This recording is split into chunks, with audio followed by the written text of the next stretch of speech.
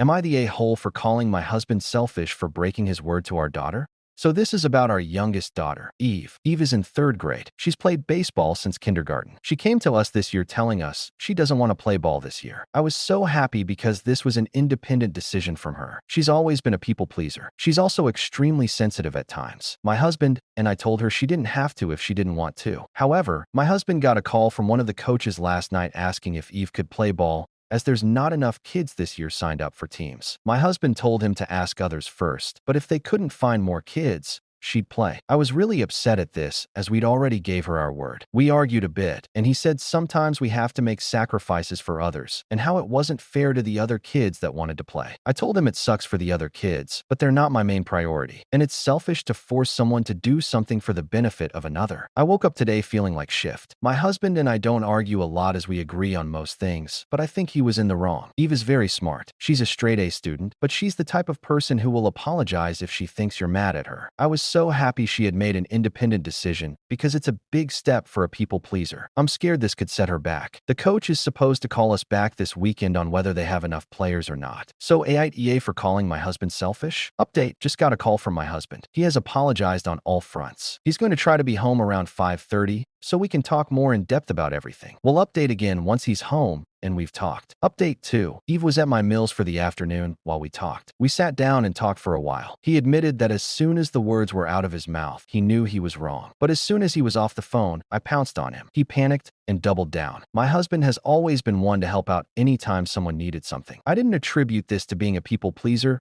but just kind in general. But y'all were right. He does have a hard time saying no. He said he felt pressured, but should have said no regardless. He feels if they can't get a team together, he feels it's his fault, but that shouldn't come at Eve's expense. He feels sad because it feels like a tradition is coming to an end. She's growing up, and maybe she doesn't want to spend as much time with him. I reassured him that isn't the case. He liked her playing sports because it got her out of the house and off the tablet. He says we need to manage her screen time better. With this topic, I agreed. Eve knows nothing about this situation, but he wants to sit her down and explain so that he can properly apologize. I asked if it was to assuage his guilt. He said it's to help explain that parents aren't foolproof. We make mistakes sometimes with the best of intentions. He feels it could help with open dialogue in the future if she doesn't agree with the decision we made. I'm not sure I agree on this. Part of me understands where he's coming from, but I'm worried she'll still be hurt knowing that he had made a decision that disregarded her feelings. He called the coach and let him know Eve won't be playing this year as her heart isn't into it, and as a parent he has to respect that. He was bummed, but understood. With all this addressed,